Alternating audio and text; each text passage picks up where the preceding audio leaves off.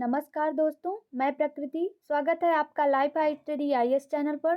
दोस्तों, आज हम पढ़ेंगे सीडीपी बाल विकास के अंतर्गत शिक्षण के स्तर, लेवल्स ऑफ टीचिंग।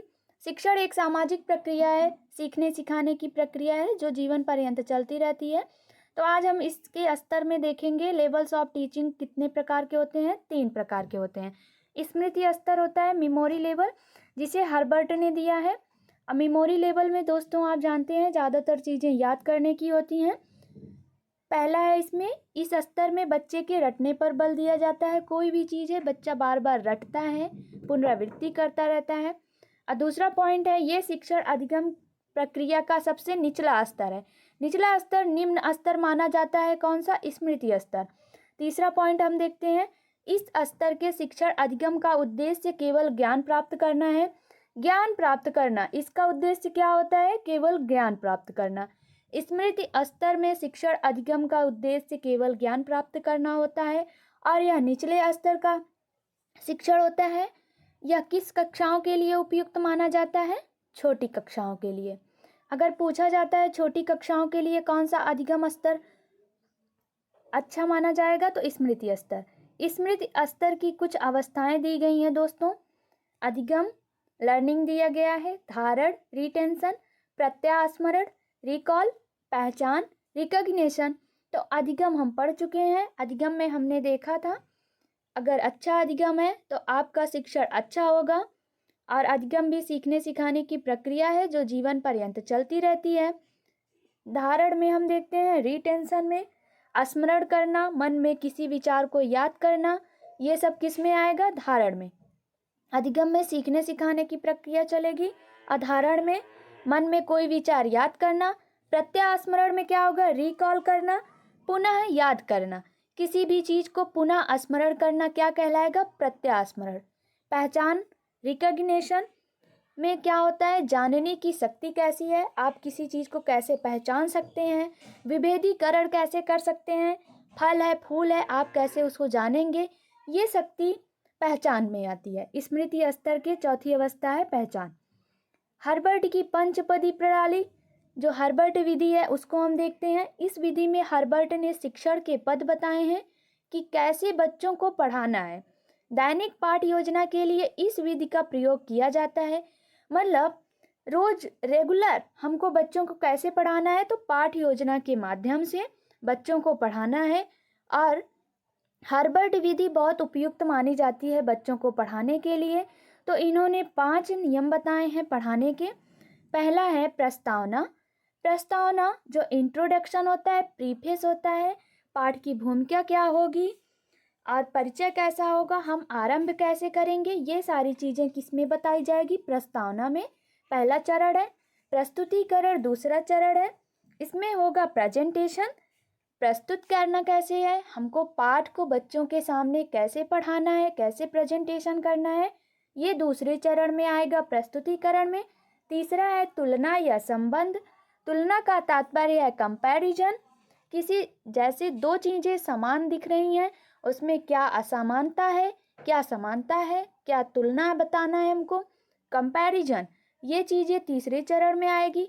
चौथा है सामान्यीकरण या निष्कर्ष, जिसमें कंक्लूजन बताते हैं पाठ का।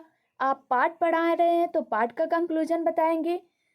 हम किसी काम को करते हैं तो उसका हम परिणाम जानने के लिए इच्छुक रहते हैं, इसलिए निष्कर्ष जरूरी है। कंक्लूजन क्या होगा, निचोड़ क्या होगा, सारांश क्या होगा, ये किस में आएगा? सामान्यीकरण के चरण में। पांचवा है प्रयोग या अभ्यास। दोस्तों, हम किसी चीज को पढ़ते हैं तो उसको बहुत दिनों तक याद रखने के लिए हमें किस चीज़ की आवश्यकता होती है? अभ्यास की। क्योंकि प्रैक्टिस हम जितना करेंगे हमारा जो त्रुटि वाला लेवल है वो कम होगा। गलतियों में सुधार करने के लिए हमें क्या आवश्यक है? अभ्यास। पांचवा चरण है। और हर्बर्ट की ये विधि बहुत ही उपयोगी मानी जाती है बच्चों को पढ़ाने के लिए। पहले हम देखे थे स्मृति स्तर, अब दूसरा हम देखेंगे समझ या बोध स्तर, जिसको यह मॉरिसन ने दिया था और स्मृति स्तर को हर्बर्ट ने दिया था। तो यह स्तर स्मृति स्तर से कुछ ऊंचा होता है।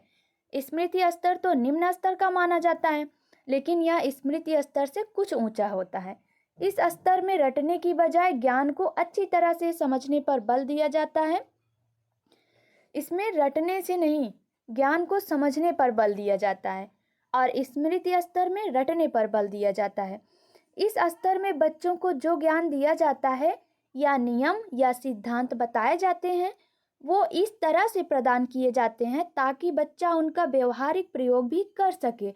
मतलब इसमें ऐसे नियम या सिद्धांत बताए जाते हैं जिसको बच्चा अपने व्यवहार में प्रयोग कर सके, जो रोजमर्रा की दैनिक क्रियाएं कर रहा है उसको प्रयोग कर सके, उस ज्ञान को उसमें शामिल कर सके। ठीक है, इसमें चिंतन स्तर में हम देखेंगे थिंकिंग लेवल में यह शिक्षण अधिगम का सबसे ऊंचा स्तर माना जाता है। बिल्कुल सही बात है, क्योंकि हम किसी चीज़ के बारे में कितना सोचते हैं ये सब चीज़ें चिंतन स्तर में आती है। थिंकिंग लेवल, जितनी थिंकिंग लेवल हमारी अच्छी होगी हम किसी काम को उतने अच्छे तरीके से कर सकेंगे, इसलिए यह शिक्षण अधिगम का सबसे ऊंचा स्तर माना जाता है। अगर प्रश्न आता भी है कि सबसे ऊंचा स्तर शिक्षण अधिगम के लिए कौन सा है तो आप बताएंगे चिंतन स्तर। इस स्तर में बच्चों को अपनी मानसिक शक्तियों के विकास पूर्ण अवसर प्राप्त होते हैं। जो मेंटल एबिलिटी होती है उसके डेवलपमेंट के लिए सबसे अच्छा थिंकिंग लेवल होता है जिसमें पूर्ण अवसर प्राप्त होता है। इसमें पहले बच्चों को विभिन्न नियमों तथा सिद्धांतों आदि की जानकारी दी जाती है, फिर उन्हें स्वतंत्र रूप से इस पर चिंतन करने और निष्कर्ष निकालने के अवसर दिए जाते हैं। चिंतन स्तर में पहले बच्चों को सब कुछ समझा दिया जाता है, जानकारी दे दी जाती है, फिर उसके बाद उन्हें आकलन करने के लिए छोड़ दिया जाता है। आकलन वे कैसे करते हैं? चिंतन करके। चिंतन करने पर उन्हें निष्कर्ष प्राप्त हो जाता है। ठीक है, तो चिंतन बहुत ही अच्छा स्तर माना जाता है या उच्च स्तर का शिक्षण अधिगम माना जाता है। प्लीज़ दोस्तों आप वीडियो को लाइक कर दीजिए और ज़्यादा से ज़्यादा शेयर कर दीजिए। आपको मिलते हैं हम अपने नेक्स्ट वीडियो में। दोस्तों वीडियो देखने के लिए धन्यवाद। आप चैनल को सब्सक्राइब कर लीजिए जिस